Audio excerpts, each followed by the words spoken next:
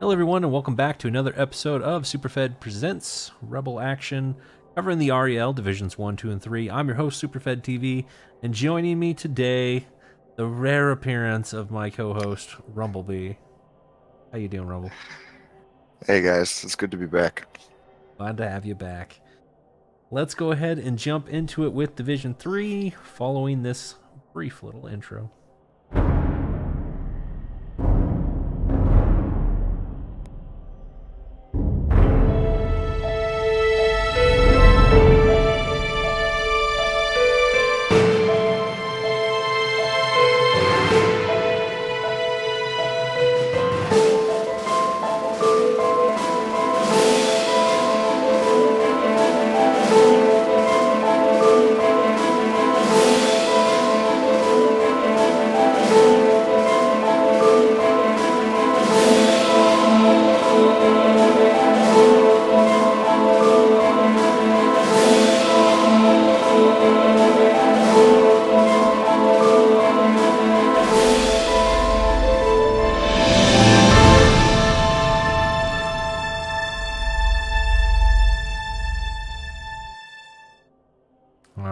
Back, and you will notice that there's still one game left to be played. That's because we actually are doing our jobs on time this week and actually recording the video on a Wednesday, which is impressive for me and Rumble.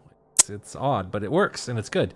So Lebowski Urban Achievers and Your Lizard Area are playing probably as we are talking, which is an exciting, good match. I'm waiting for this one because it's one of the few chances that Zarky is going to get clipped a little bit in this division of elves and wolves.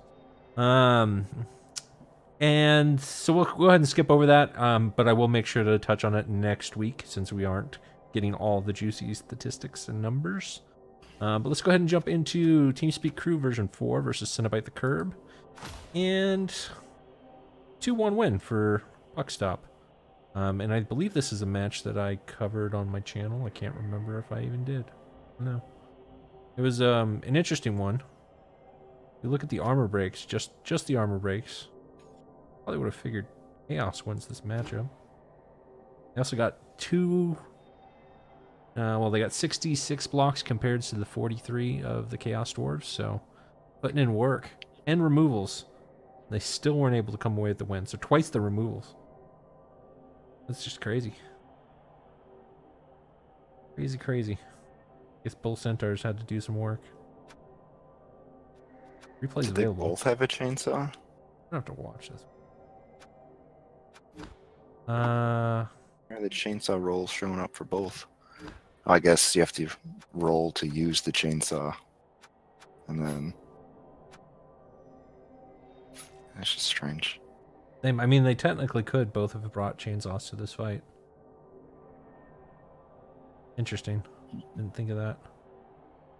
I kind of want to watch this. Cenobites maybe I'll watch failed. this again tonight. I now that I think about it, I did not stream this one, so I might just. Looks interesting. 2 failures, yeah, on 0 attempts. I bet they both did have a chainsaw then. Huh. Interesting. Anyway, we'll go ahead and move on. Necromantic Newbies lost 1-2 against Murderers Row. Murderers Row just appears to be the top dogs as far as the Necro team goes. And they had a respectable showing in the playoffs too, so that shouldn't be too big of a surprise. Necromantic Newbies have slowly climbed, and you've played against them before, but haven't quite made the playoffs yet. And with this start, it's going to be an uphill battle for them to get back into it. They do have a decent wolf. Yeah, I'm looking over his team right now. Anything jump out at you? I'm jealous of his golems. Jealous of everybody's golems. You don't long for a palming wolf anymore? Oh, man. Yeah. Thanks a lot, man. What? Just when the wound starts to heal, everyone's all like, "Hey, Rumble, see all remember when you had remember when you had a palm wolf and it was great and you could actually play games and win?" Pretty sure 3 out of the 4 Necro teams in this div have palm wolves. Just so you know. Just rub that in there. Unfortunately, another wolf that lost. Fell with Cotadol took the win over Scooby and the gang. Hey, he also has a palm wolf. And look at this number though. 52 blocks for the elves, 57 for the necro. I did definitely do a replay of this one. It's on my channel if you want to watch that. And a couple of good lessons there. One is don't always stand up your players. Sometimes it can lead to bad things. And that's how the elves were able to get so many blocks. I think this is the most blocks I've seen from an elf team in any of the divs that we cover. 52 is a big number. Yeah, that's a lot of blocks.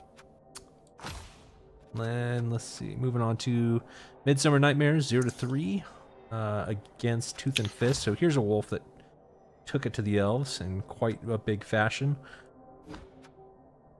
And more respectable block numbers, 38-39. Only 2 removals for the werewolves, but they just completely controlled the game. To get 3 touchdowns with only 2 removals against those elves, that's interesting. Yeah, I wonder how that happened. 25% ball possession for the elves. That just... Well, that's just a fast score, but they didn't even score, so was there an interception? That's the only thing I'm thinking of. No, they failed the intercept. Okay, so the Midsummer Nightmares failed a lot of other things. 1 out of 3 on their passes. That's bad. Okay. Pickups. They failed 2 pickups out of 5 attempts. So that's the ball being on the ground, the ghouls and the werewolves getting to it quicker than the elves. That's pretty bad. Dodges, 75%. That's not ideal considering you're an Agi 4 team. That's a lot of ones. Yeah. 30 ones. Yeah, if you look at the dice log too, yeah. That's kind of weighted to the left with only 19 sixes. So makes a little bit of sense. Very few dice rolled by Tooth and Fist. Yeah, that's actually very impressive. And their dodges did not fail. One failed dodge out of 14 attempts on a Necro team with no Agi 4. That's pretty impressive. That's good. No failed pickups either. So the elves getting out ball handled there. Pro and Party took on Revenge of the Franks, and this was a one-sided affair, to say the least. 2 deaths in the first 3 turns on this way to a pitch clear. Didn't quite get all the way to the pitch clear, I believe, but there were 13 removals, and there were only 11 elves. So you do the math on that one. Yeah, the Soul of Dragonfire played his best at this, and he got the score. And Renjin did his best to make sure that score didn't even happen, but I mean, it's still Pro Elves, so Nerves of Steel and Agi 5 did things. It's a good game. Check it out on Soul's channel if you want. I'm not going to replay on my channel games that are streamed elsewhere, so I don't want to invade on their turf, so to speak. Last up was Pantheon Passers, coached by T-Cell versus Tribu Urbana, and this was also streamed by somebody. But it was the Pro Elf Mirror match, and this one also went pretty one-sided. I'll tell you what the main story of this, though, is that good manners are not rewarded.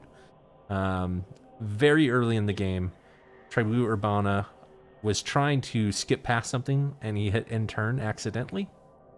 First action, before anything even happened. And T-Self, being the respectful, good-mannered coach that he is, he hit in turn without doing any actions back. So they treated it like a riot. But in response to that, Pantheon Passers had some very, very bad ice. Snuffle did not look kindly upon that gesture. And the Tribu Urbana, with I think only 1 Mighty Blow piece, but they got 11 removals. And just had their way with T-Self. Let that be a lesson to you all. Snuffle will judge you if you are a well-mannered coach. Let's pop on over to the leaderboard, and if you want to take it from there, Rumblebee, how's the leaderboard shaping up?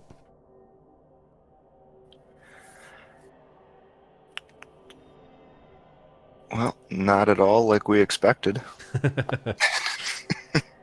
I mean, All Hipster's these, there. I counted on Hipster. yeah, I didn't. Hipster's my boy. I've seen him. I've been following him for seasons now.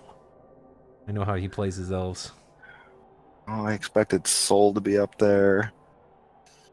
At least there's a Necro team up at the top. Murder's Row is, like I said, they're doing very well. They did good in playoffs. Puck Stop, I think, is the wild card that nobody was expecting.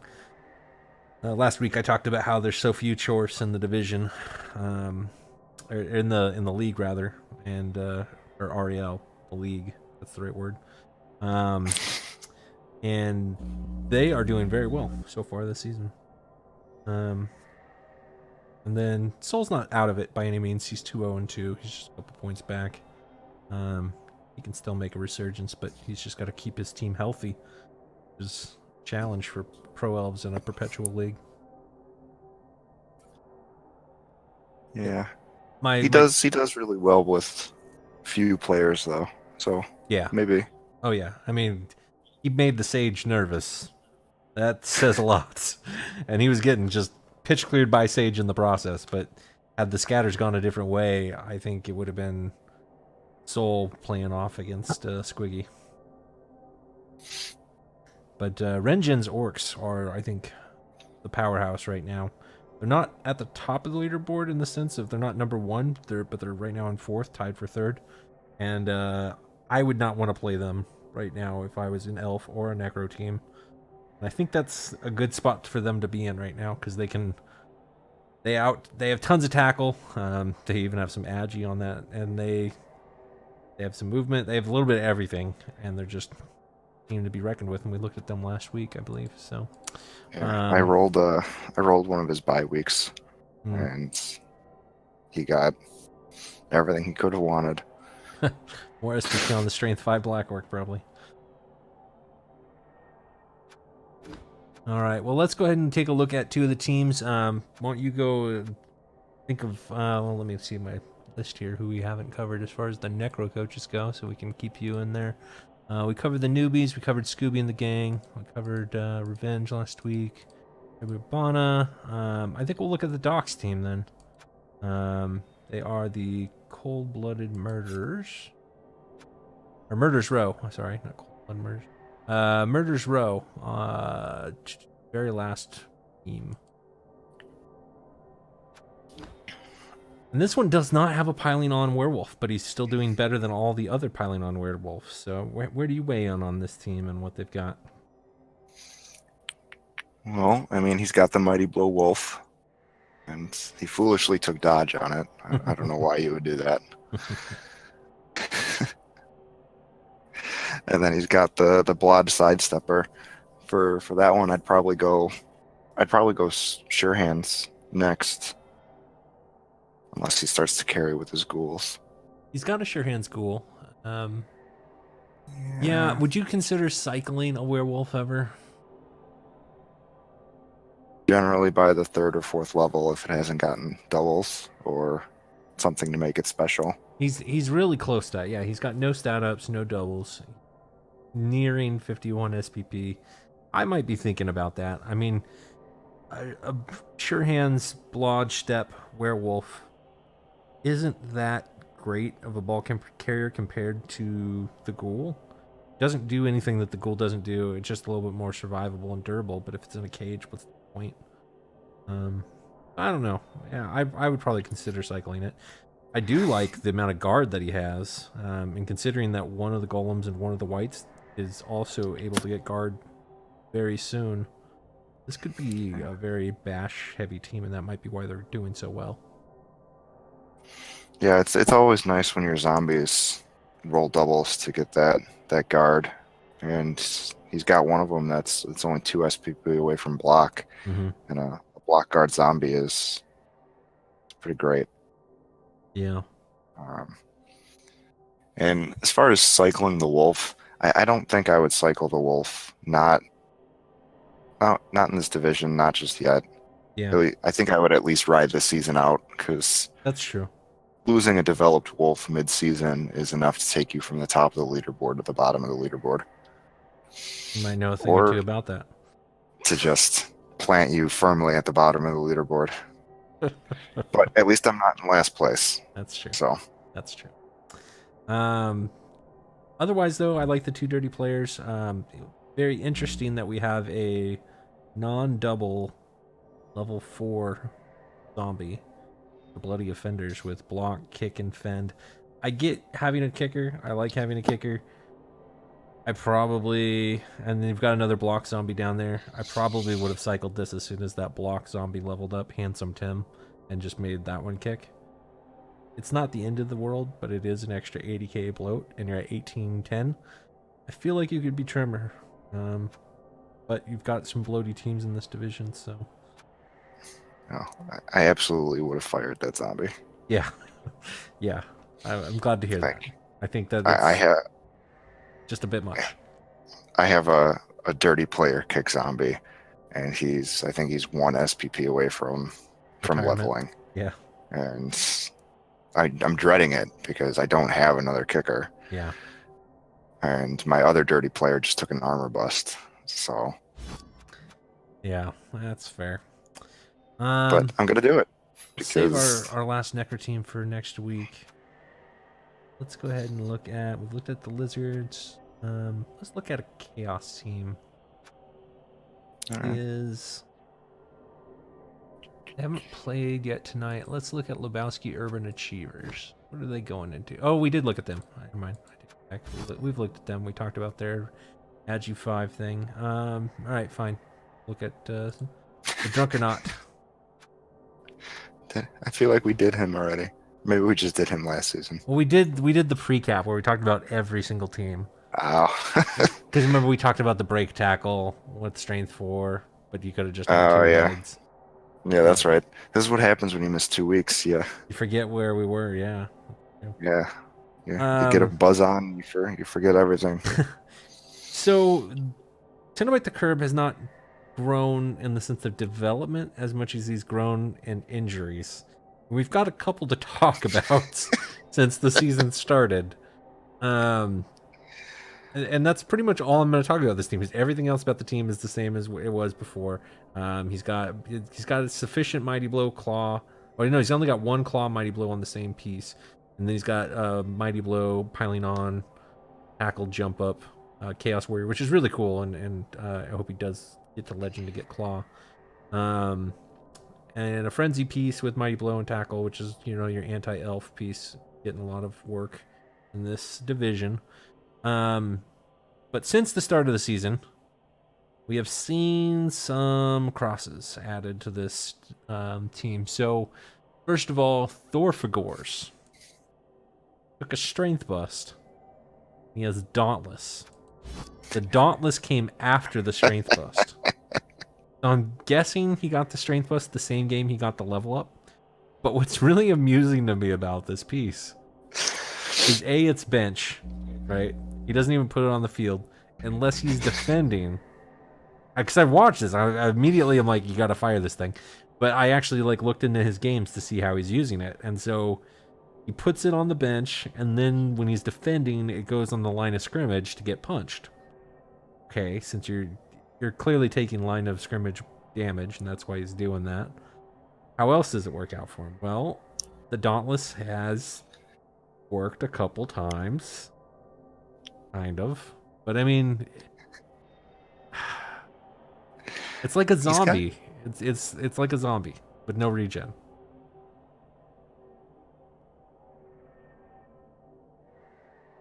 He has 100k in the bank. Mm-hmm. Drunk, you need to fire this beastman. just fire him, man. I know. So, and here's the other reason for it. He's still on your team, therefore he's still able to get MVPs. Every MVP that Thorfagors takes is an MVP that should have gone to a Chaos Warrior or one of your other beastmen that you're trying to level up. Now let's move on to Tiny Beard. Poor Tiny Beard. He's got an armor bust, but he's also got block and claw. is there any reason that he should also not be fired? Makes him a target. People are gonna go out of their way to do stuff to an AV7 claw piece. Well, to be fair, I mean, it's not like AV7 dies all the time. Every time, anyway. Dies often, Yeah. but not every time. Yeah, I mean, if I were him, I would be putting that piece into precarious positions and draw just people bait. over. Yeah, just bait. That's mighty blow bait. That's what that is. Yeah, that makes sense. Again, same argument against. You've got the money to replace him, but secondly, you could again get MVPs on the piece that you're not going to have long term. Whether or not you want to have it long term, you're not going to have it long term. I feel like the reason he's keeping this particular piece is just for the fact that he's only got one other claw on the team, and he wants to have some claw. But here's the thing, and the good news is, you are not playing a bunch of orcs. You have one orc game, and let me see if he's played them yet or when he plays them. He already played the Chaos team this season, and he just played the Chaos Dwarves. So there's 2 of the AV9 teams. The only other team that's left that's that way is really, in my opinion, the orcs, which plays.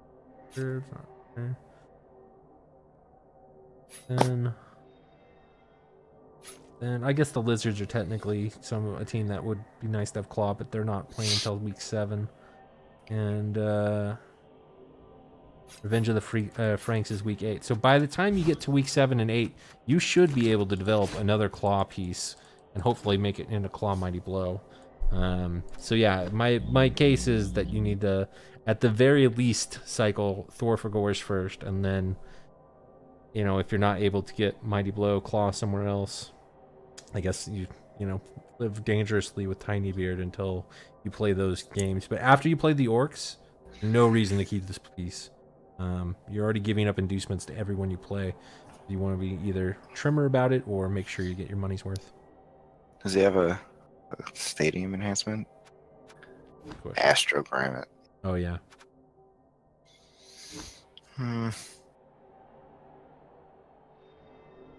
Yeah, there's no reason to keep it. Just get rid of it. All right, I'm going to go ahead and move on. So looking at next week's games, games that I'm going to try and cover, you know, your standard Lizard Elf match. That won't be too exciting. All my money is on Zarky there.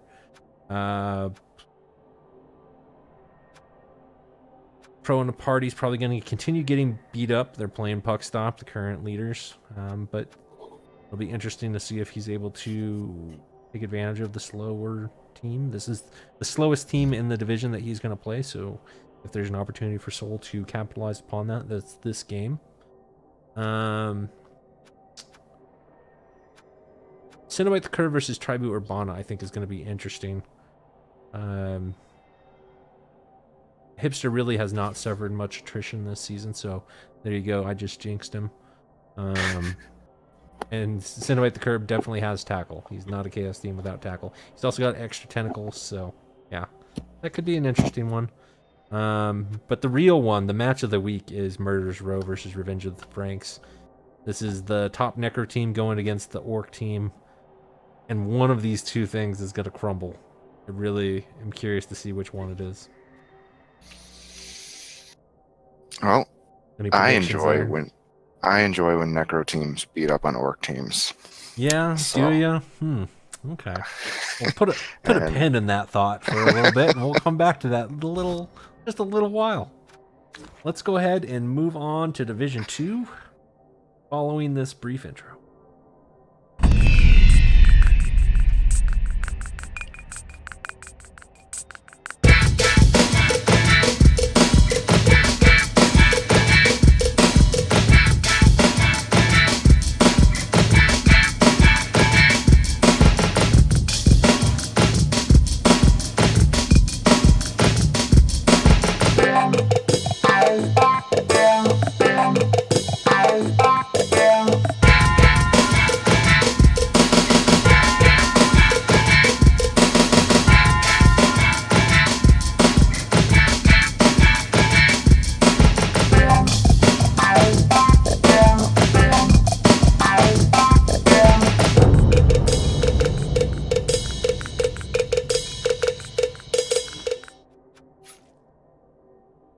All right, and here we are taking a look at Week 4 in Division 2. Leafy Mustard took the win over the Oil Miners. Gazoot showed up, played a bang-on match against Dwarves, and actually won. Dwarves are not something that Gazoot has done historically well against, so this is a good win for him. And tough loss for Pig Sofa. Really, it looks like a positioning one, too. 3 injuries inflicted, so it's not like he pitch cleared the Dwarves or anything. Dwarves had more removals and less blocks, but not able to shut down the Lizard offense. They also had more ball possession, too. Yeah. Very interesting. Not FDA approved. Lost to the Booze Cruise. And Motley, I think, is finally getting his feet underneath him here in this division, and I would be nervous to play Motley if I haven't played him yet. 51 blocks succeeded, 4 KOs, 3 injuries. 20 blocks succeeded for not FDA approved. Unfortunately, though, well, fortunately for ATL, did not lose any elves this game. That might be a sign that his elves have finally toughened up. He weeded out all the weak ones. But he's continued to lose more elves than everyone else in the league. His MVP went to Super Dragon 3000, who's still also alive and healthy. Watch out for that one. And maybe someday it'll die. Cheese Tactics took a win. First win of the season in Week 4 against Tree Kundo. Warks Elves were just not able to really capitalize on the banged up Orcs here. And the MVP went to the Troll, whose movement busted. So again, this is why we would fire our bad pieces that are already crippled. But didn't he roll a move? He did. He rolled plus move, and I did appreciate his comment, which was, "We can fix him. We have the technology." That was pretty solid, Cheese. Not gonna lie. I hope you selected it because that would be just online with the rest of your team and where it's at. But I assume that you cycled it, even though that's what you get. MVP on the piece that you should have fired. 18 armor breaks though. That's such a stupid troll too. I know. 18 armor breaks off of 33 blocks and what is that? 9 removals. So thing. That tree though is also pretty dusty with grab. Not as good as Lightly Bent Tree, but we talked about that all last week. So next up, we had Not an Anime Sports Team versus Men in Tights, Slightly Bent with that tree that we talked about. And this was a display by Arch. Really, it's not like, he did have some removals, but it's not like he really outblocked Men in Tights. He just kind of out-elfed. Only had to do 1 leap, but pickups were all pretty good, 66%. A lot of passes, 7 attempted passes. But it was kind of, slippery and sloppy. I don't think there was like a weather event or anything. It was just if you look at the dice log, Arch just rolled a lot less dice than that's certainly true. Catch rolls. You fail 4, but you attempted 7, so 42% on catch rolls for slightly bent. Yeah, I said Zork. That's my fault. Yeah, that's not good. Same thing with pickups. You failed 4 there too, and you attempted 9. So just basically all these ball action plays were terrible for both teams. Failed 1 leap. That's all there is to it. I mean, the dodges were okay. 82%'s not bad. And 81%. So those were about even. Blocks were about even. It's just any interaction with the ball is what determined the result of this game. And unfortunately, 3-0 went in favor of Arch. So there's really not much Slightly Bent could have done there. And that match was streamed as well. I want to say Stubing streamed it. I'll be looking for that one. Ace Trucking Company took on Please Don't Murder Me, and Luke Sama with the team that I was supposed to talk about last week that I said I was going to talk about and I forgot to talk about, so we're going to talk about them this week. This time I mean it. But Ace Trucking Company took the 2-0 win here. 21 armor breaks. That is a statement out of 35 blocks and 12 removals, mostly KOs, but still, that is a lot. And is that that's a paddle? Yeah, just 3 stuns, no removals for Luke Sama. Bad day. The office. But he got some passes for SPP. Moving on to Iron Madden. They got the 0-0 draw and straight up against straight up flatulence. And this game was streamed by Stubings. I could talk a little bit about this one. Gengar had his, I would say, well, he lucked out at the very end is the best way to put it, but he could not get a removal to save his life with his actual blocks and fouls. And then his Kimry team decided that since they were going to punch like elves, they could dodge like elves. And we saw Tomb Guardian dodges without break tackle, with break tackle. We saw skeleton dodges. We saw blitz raw dodges. We saw raw dodges. This team was just dodging all day. Nothing that Stubings could do even after he was getting the removals. 2 injuries on Tomb Guardians that did not regen, but the decay did nothing. They were just badly hurt. I felt the collective disappointment from out all of Division 2 every single time. You would hear the badly hurt sound, you would see that the regen failed, and then just, every time it was a badly hurt.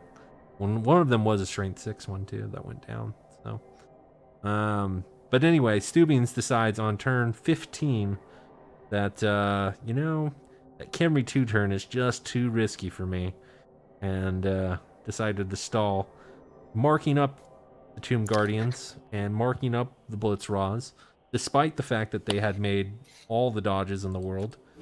And a Tomb Guardian on turn 16 made a break tackle dodge, no big deal, and then a second dodge on a 6+, made the 6+, marked the ball carrier, and was obviously something that, you can't just remove a Tomb Guardian. It has stand firm. So Stubings attempts the 2+ dodge with a reroll and does not make it, resulting in the draw. That's a rough one. Let me just look at these dice, though. Iron Man's dodge.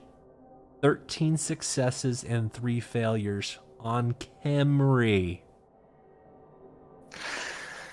Camry dodged better than Zwark's elves. Isn't the Camry lore that they were elves that got buried in the desert for a really long time? Agi 2. That's better than Zwark's elves. That's so bad. Anyway, all right, enough of this game. It was all part of Gengar's master strategy. Oh, yeah. All intended. Communist Frat Party took on Lords of Decay and got a 1-1 draw. And this is an interesting match. Communist Frat Party came to Bash, and they love the Bash game. They love the fouling game. And they got an opponent who, actually, that's a high score for him. 20 blocks for Kalisti. He's really venturing out there to get that many blocks. But yeah, he doesn't really foul a lot either. So anyway, Communist Frat Party should have been able to have their way with these rats. Doesn't look like they got that great of damage in there. And so I'm not too surprised to see the 1-1 draw here. If anything, I'm surprised that the rats didn't do more with the lack of damage that they sustained. I'm surprised that they didn't end up running away with the score here.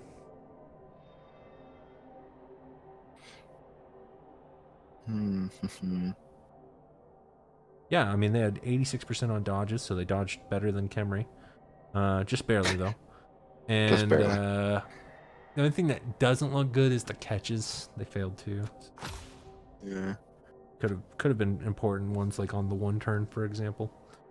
Yeah. And yeah, so that was it for that. Moving over to the leaderboard. Tell us where we're at, Rumblebee. You are loading the leaderboard on my potato.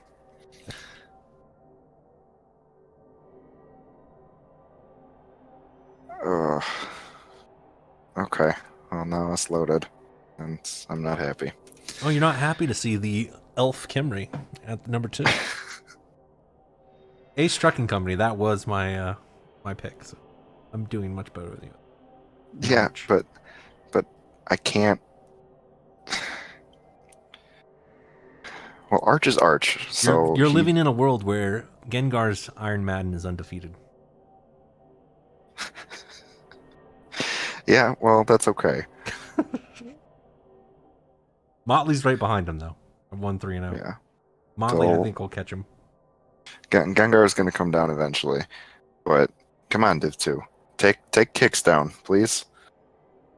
This is Rumblebee begging you to take kicks down. He's right there. Look at his TV too. I mean, he's at 2,000 TV Chaos Dwarves. You're asking a tall task. Every time I see his name, all I can think about is the stupid preseason bull touchdown that he scored against me. It makes me so angry. Well, he's getting a lot of those bull touchdowns as we go forward. Slightly Bent had such a good, strong start, and he made me think he was going to win it all. And he was 2-0. Now he's 0-2, and it's turned around very fast. I'm hoping he can recover because he was the chosen one for the elves there. And that's the life of a wood elf coach. Yeah, coin toss. Otherwise, Luxama is much lower than we had expected as well. G's bringing up the rear. Looking He doesn't have a hurricane to blame it on this time. Yeah, that's true. What's going on, Luke? Well, let's pop into that. So that's who we're gonna look at. Oh, I went too far. We're gonna look at Luxama's team here. So, no, didn't you promise him? I kind of want to skip him. Now that I promised them, yeah. Yeah. We can talk about him next week. First of all, the team's name is Please Don't Murder Me. That's such an elf name. So he's not been murdered. His opponents have been taking it light on him. He has 4 agi ups and 2 movement ups. And 1, 2, 3, 4, 5 doubles. I think just about every coach in the league would gladly take those roles for level ups. That's kind of crazy. So catcher-wise, we have the Agi 6 elf, who's still alive despite being movement busted now, and I believe niggled too. Nope, just movement busted. And it's been such an effort to try and get him dodge and then ultimately blodge, I assume. Maybe wrestle. Ugh. Well, he's already got a wrestle strip ball movement up one, so I would probably take block on your Agi 6 god. And then he could also work as a quarterback in ball recovery. So that's something to consider. Lots and lots of guard on the lineman. A movement 7 Agi 5 lineman, which I believe he was trying to trade away on the offseason, but still alive. Second guy I cared to name. Yeah. Quite the theme. That's what I'll say about Luxama's team name and theme. It's either as low effort as possible or super to the point blunt. Yeah. In another league, I have an elf team called the Generic Elf Nonsense, and I didn't name any of my players. And my team theme is at least my loners will match my naming scheme.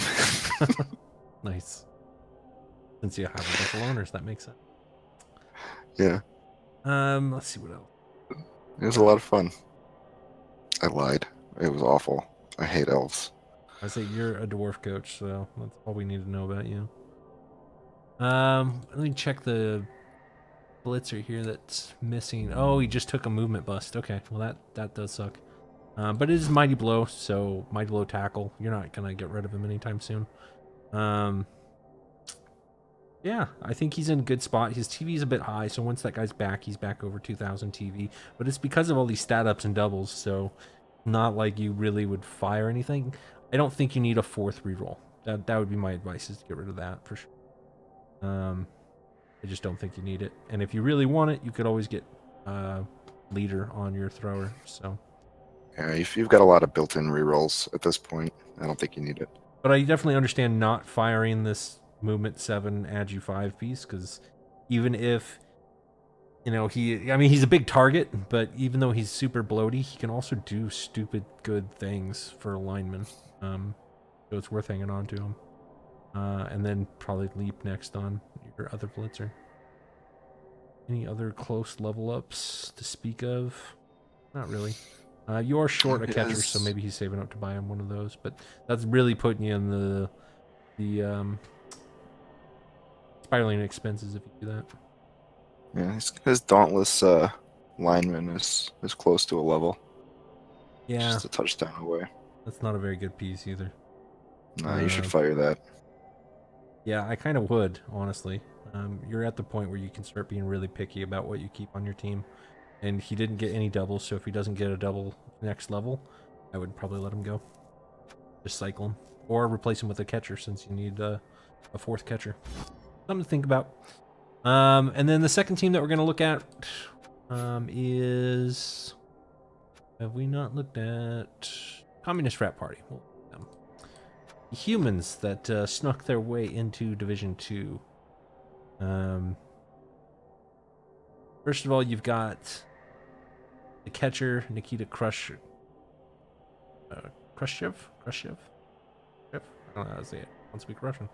Regardless, he's a catcher that has all of the green skills. He's got wrestle, he's got tackle, he's got strip ball, and he's got dauntless. And he does work. I actually watched him go against Debt Monkey's Chorfs last season and took on Bull Centaurs. Not once, not twice, but 3 times. And got the ball all 3 times. So, and that was including cage dives. He's only Agi 3, but he cage dives like he's a gutter runner. And he doesn't care. So watch out for that piece above all others. You have a pure killer and Leon Schatz Trotsky, the Mighty Blow piling on frenzy tackle piece. I like that frenzy at the end there. Like he's a werewolf. I mean, at that point, what else are you going to give him? Like I said, it's like he's a werewolf. I would personally have given him either Pro or Juggernaut, but with frenzy. Given him what? I'm sorry, you cut out. Oh, Pro or Juggernaut. Yeah, Juggernaut. Juggernaut's good. But I still don't hate the frenzy either. I mean, that, like I said, it turns him into a werewolf at that point. It just doesn't have claw, but still solid. Decent amount of guard. Actually, a really good amount. I think he's at 6 now. So yeah, including the ogre, that's at 6 guard. That's very nice. Even though this guy's niggled, I think you keep him around with that guard. That's okay. Yeah, you just keep him around until he dies. Yep, and that's okay if he does. And then you have a really strong thrower, Joseph Killer Stalin. Strong arm, accurate, fend, blodge, you name it, he's got it. Great solid piece. He picked up a second thrower, and this is a recent acquisition. Curious about that, why you wouldn't just go with another lineman. Let me know if you've got a reason behind that, Nocturnal. Curious. Maybe he's gonna, because their throwers get access to passing skills, don't they? Yeah. And maybe he's gonna go for leader. Maybe. But that's not saving you enough TV to justify going with the second thrower over lineman. It's really only saving you 10k at that point. I don't know. Curious. Let me know what you think, why you're doing it. Second sure hands is sometimes helpful, but unless you're just trying to get an agi up, I still think I'd rather go with another lineman. See where else this team's at. Yeah, he's got a security gate. Doesn't want those pitch invasions and riots. I don't blame him. Riots have literally screwed me out of 2 games this season already. I don't blame you there. 13, 7, and 21, but we found our way to Div 2, boys. He had a really good season last season, actually. Qualified for playoffs. So, yeah, this is the human team. That is the highest ranked human team in all of REL. I think he probably rode the coattails of JJ Cash and took JJ Cash's spot when JJ transferred over to G-Man. And like Okay, we need a human up top. Let's just throw this one in here. And to be fair, Nocturnal's a strong coach with a solid team at 1800 TV. So this is just about the point where humans drop off to every other team. So right. I would temper your expectations, but at the same time, do not take it easy on them, because they could certainly roll you. Looking at the next week matchups. Oh, I've already rolled there. Interesting ones. Interesting one. Lords of Decay and Oil Miners. This is the one that Khaleesi Maya is probably most afraid of. Oil Miners played them when they were both rookie teams, and Oil Miners obliterated Lords of Decay. So they'll be looking to do that again. Communist Frat Party. So we just talked about the human team taking on Steuben's straight up flatulence. Steuben's needs to get this win here to keep the pressure on the playoff hunt. And Nocturnal would need the win here if he wants to enter the playoff hunt. So that'll be one to watch for sure. Iron Man playing Luke Sama. At this point, I gotta give it to Gengar. Ace trucking on Men in Tights. This will let us know if Puck stops for real or if Slightly Bent is able to outdo these floaty chorfs. Ace is kicks, not puck stop. Oh, you're right. Yep. They're both in first place and they're both chorfs. I'm sorry. Not Anime Sports Team taking on Zwark in the Elf Wars. We're probably going to go with Arch there. They've played each other before as well. Ooh, Cheese versus Motley. Yeah, the Cheese versus Motley reboot. This is what I'm 84. I'm gonna be watching with a little bowl of popcorn. This is the original 84. This is the one that started the meme, my friends. 84 blocks last time Cheese played Motley. We'll see if the movement 3 now plus 1 4 movement troll will be able to stall these dwarves in place or not. Ugh, gonna be good. And then finally, not FDA approved plays Leafy Mustard, and this is also going to be my pick of the week for an exciting match. Grizoot, I don't know if he's played ATL. I know they've kind of shifted up and down the same way that you and Grizoot have shifted. So I looking forward to this one, and to see if the Strength 5 High Elf can beat the crap out of some sort. And I think that does it for Div 2. So let's go ahead and jump over to Div 1 after this video.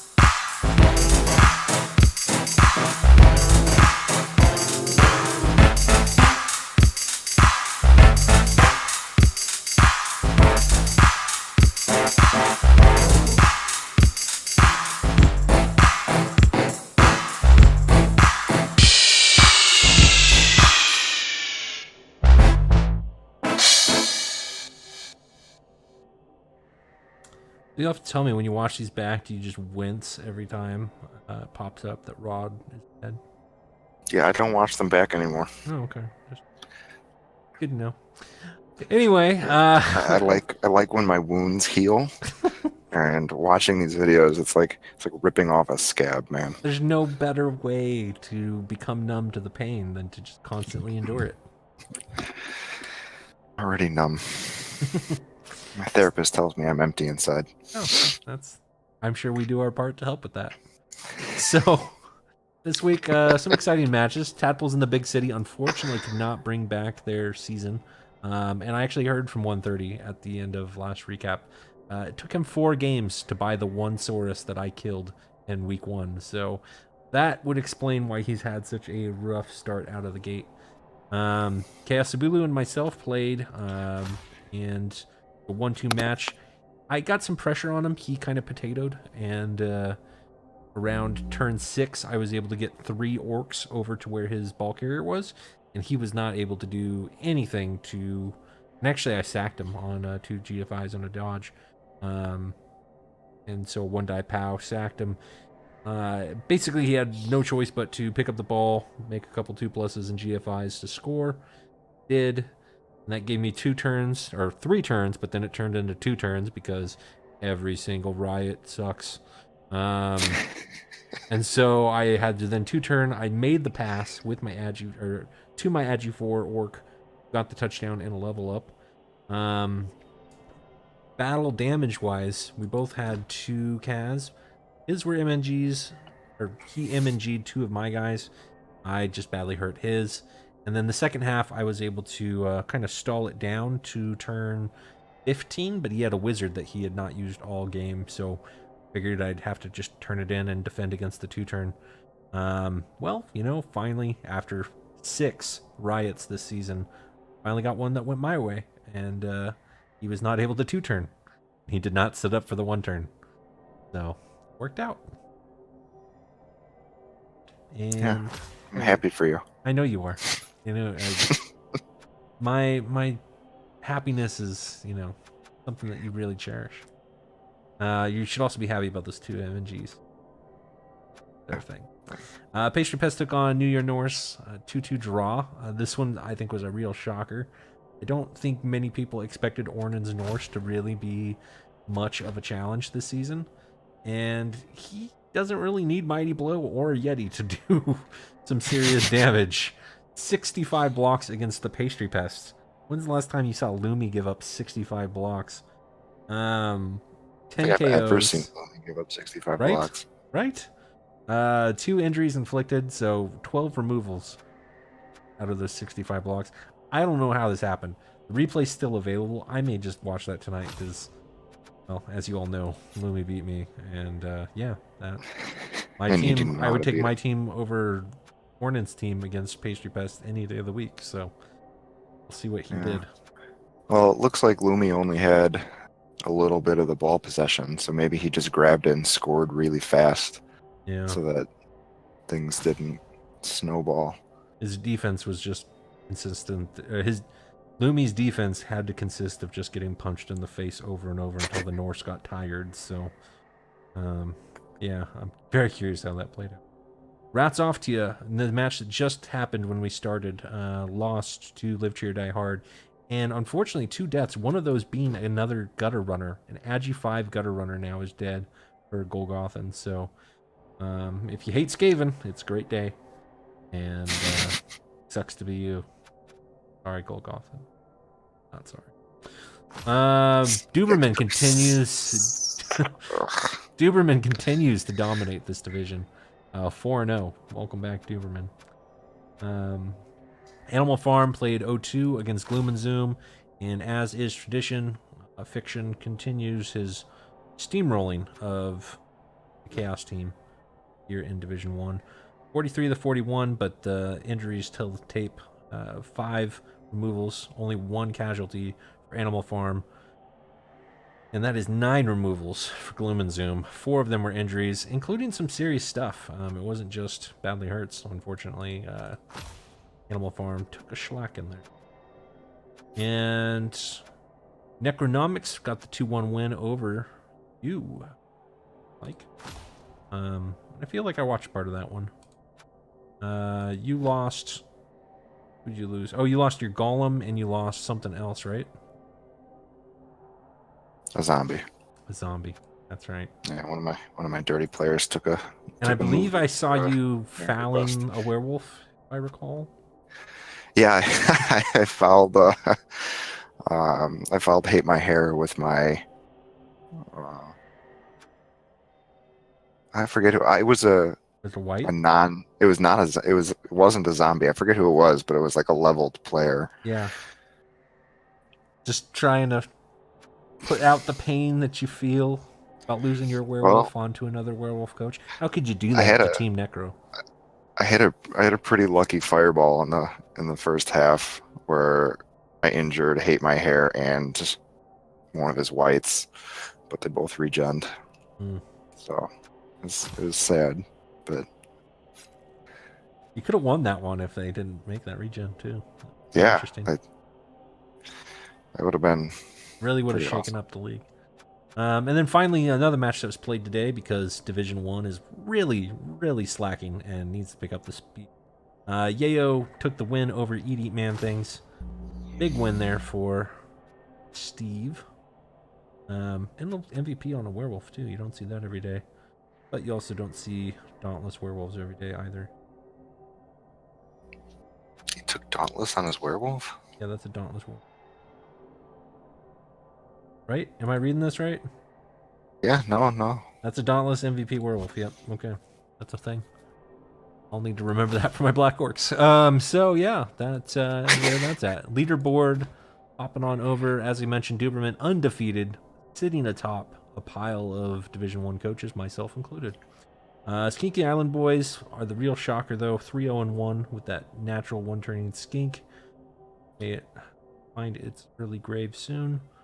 Bloom and Zoom, Necronomics, no surprises. The Necro teams that continually find their way to the top. And Pastry Pest, New Year Norse, former champions. I like how all three champions, Horny Cricket, Lumi, and Ornan, are all just right there next to each other at the same record, 2-1-1. God, I have to get through them in order to make the playoffs. Unpleasant. And then the next block of teams, we have Chaos Abulu, Ninja Pirate Assassin, Superfed, myself, and Golgothan, and Yayo, all at 2-0-2. And this is the group of our teams are better than other teams, not better than those teams. Or coaches are we're better than some coaches, but not those coaches. And then bringing up the rear, we've got Sace, yourself, Rumblebee, and 130. But you are not alone in last. So the reason why we were talking about the Necro v Orc match is yours truly, two co-casters, where these divisions will be playing today in about 5 minutes. As soon as this is done, we're going to jump into it. Rumblebee, how do you feel about your upcoming match? I feel great about it. Yeah. Yeah.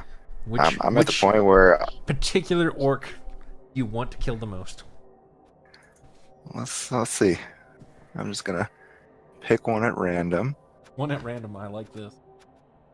And I'm just gonna go out of my way to murder that one. Okay. You know what? I'm gonna do you a favor. I'm gonna get rid of your thrower. Do me a favor and get rid of Riley Reed. Okay. Well, I've already been told that I rely so much upon her that it's a crutch. And that's an exact quote from someone. So you know who else was a crutch? Rod. Yep. That's true. Crutches are useful. I lose Rod. I lose Rod, and now I'm 0-4.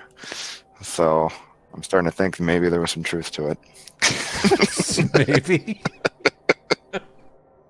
Mr. Doing the math to figure out that you've got a 40% chance of removal with Rod. He just had a 42% removal rate. Yeah. Mm-hmm. Mostly KOs, but still. Yeah. It was mostly KOs, but yeah, still counts. I don't know. If I lost my thrower, I mean, I have a natural ball carrier already kind of built with Kristen Scott, who is definitely a favorite. But yeah, I would have to get sure hands on her next. Yeah, there's too many rats in our division to not have sure hands. Exactly. Yeah. Riley Reed is like the flat out hard counter to all of the rat bullshit. Unfortunately, they all get wizards when they play against me, so that's how Lumi was able to still rat bullshit me. Ugh. Anyway, so we looked at my team. Let's briefly look at yours as we are going into our match here. We've got one werewolf and a rookie. We call him what it is. He's golem, a baby wolf. And only one dirty player who's a kicker. So hope your ghoul lives. We'll see how that works. I definitely will. Since you told me what you're targeting, I will be targeting your ghoul, and come on, man. That'll be about that. That's all I love Alfred got. Hitchcock. That's all I got. Alfred Hitchcock brings some I'm not interested in literary collecting any taxes. I've already done my taxes for the year. Not interested in doing you any taxes. brings the literary class to my team, man. You can't kill him. No, we'll see. We'll see. We'll see. He already had me fire Neil Armstrong. We got inducements. You could just buy up a whole bench of zombies and just put out like 9 zombies on the pitch. That might not be a bad idea. I really want to see that. Spend all my bank. Is it like 500 plus your bank of 150 just on inducement zombies? I think I'm getting 400 plus I have 150 in the bank. Yeah, that's more than enough to get a bench of zombies. No, probably just gonna buy a chainsaw and a bunch of bribes. Okay, well, that's fine too. I have really cooled on chainsaws, man. They did me wrong in the playoffs, and ever since then, I've just never had a good chainsaw. Before the I'm not gonna playoffs, lie to you. I don't know anything about chainsaws. I've never used one. awkward. So I'll probably just chainsaw myself in the face, and then That'll be amusing. Worth it. yeah. All right. Well, let's go ahead and end the recap here. We're at our time. But I guess before I do sign off, any other good matches here? We've got Skink Island versus Live Tree. So that is number 1 versus number 2. I'd say that's the match of the week. I don't think anyone really thinks our matches. Bloom and Zoom versus New Year Norse, the team that does well in the regular season versus the team that does well in the playoffs. And other things. Oh, Necronomics and Pastry Pest, because, you know, former champs playing each other, no big deal. It is actually early in the season, though, so I wouldn't be surprised if both these coaches play pretty conservatively.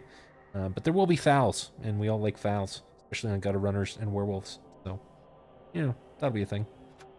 Yeah.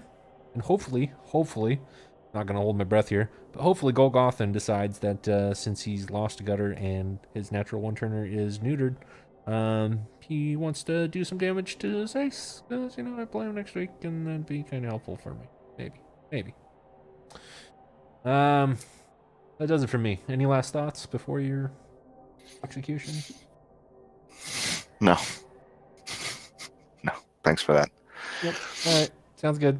Thanks, everybody, for watching. We will catch you next week, and I will try to cover some of these games that I talked about here. I'm really interested in that Lumi game against Ornan, for example, and some of the other ones, but I may not get to them all, and then I will begin Week 5 coverage probably this weekend. So look for those updates on my channel. Have a good night, everybody. Bye.